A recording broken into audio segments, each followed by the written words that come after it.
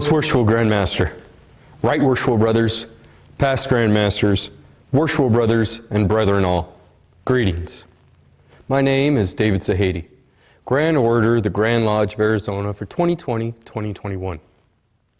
This is the third installment of a personal reflection upon the three principal tenets of Freemasonry, and I thank you for this opportunity to share further with you.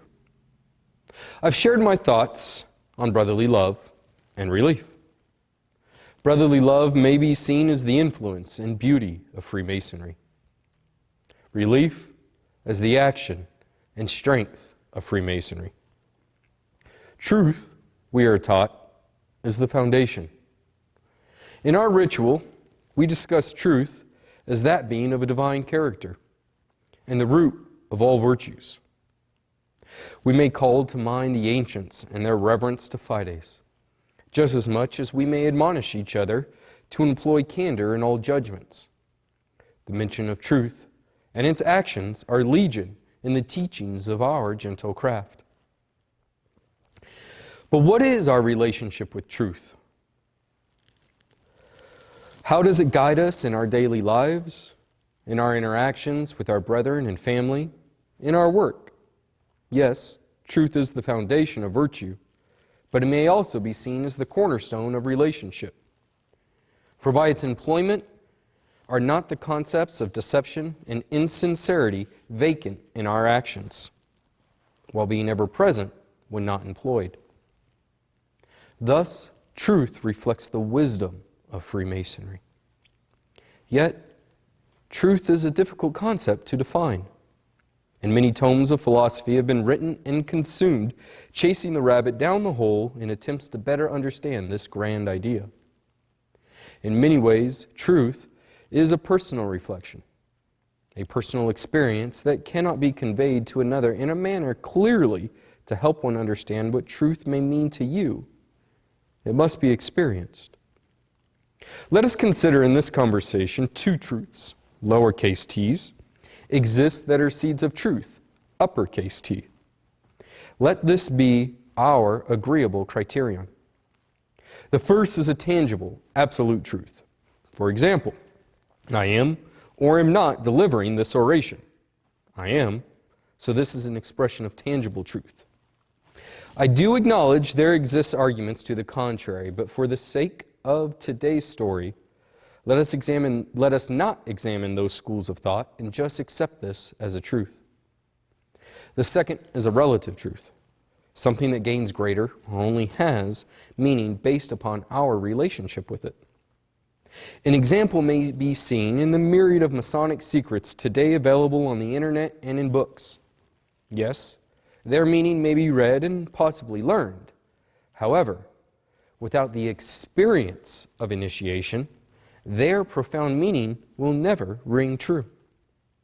It is our relationship with experience that allows wisdom, which is truth, to grow. The relationship developed in Freemasonry is not only about what I experience, but what I experience and feel in relation to you, so that there may be a bridge built between and us, so that in this journey of life, there is a we. For we, in Freemasonry, being traveling men towards that descriptive country the great bard so well defined, we are in relationship together.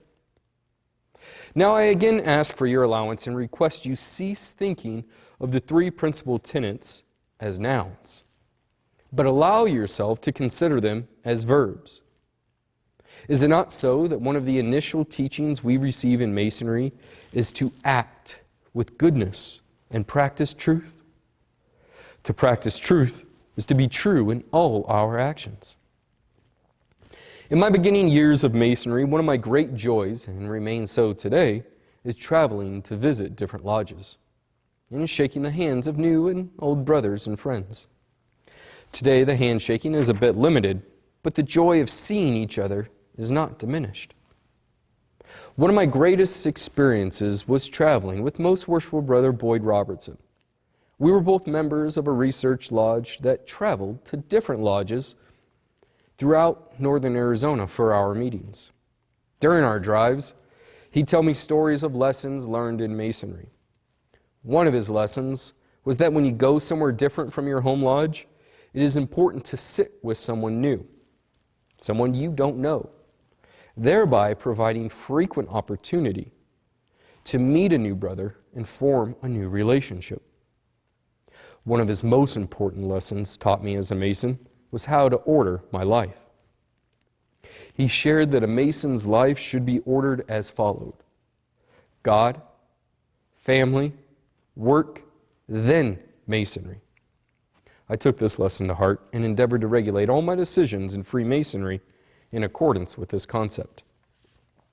The ordering of life was good instruction and reflection, but if we look deeper and contemplate on truth, we see that a symbiotic relationship exists between the elements of our lives and Masonry. Not a hierarchical defining, but seeds of each within each. This relationship provides an opportunity to practice Masonry in every act, in every expression of worship, of work, of engagement with one another. Masonry may be witnessed. As truth may be the wisdom of Masonry, it provides us this opportunity to demonstrate Masonry in every expression of ourselves. Here is the great truth of Masonry. We learn to see the divine in every action, in every moment, in everything. Truth expressed in our daily lives is reflected in our relationship with the great architect of the universe, reflecting out for all the world to witness our expression of Masonry in our daily lives. In my travels, I found truth in Masonry. And the truth is that we, the frail creatures of creation, are human. And we falter at times. We witness those cracks today getting bigger in societal communication. But through the application of our Masonic implements, are we not striving towards improvement? Which implies that we are yet there. And the truth, brothers, is that is okay. We are human. Sometimes we are weak, and other times we are strong. But so long as we strive to regulate our own selves by the principles taught in Masonry, we know the truth in our foundation. We have faith that we are not alone, that we have a brother, an extended family available to help raise us up when fallen, recalling our names in their prayers, in whom I may confide. A Masonic truth may be seen as the great architect of the universe is the essence within all things, all people, and all beliefs, and the reason for which all men who express belief in the divine are welcomed in the craft.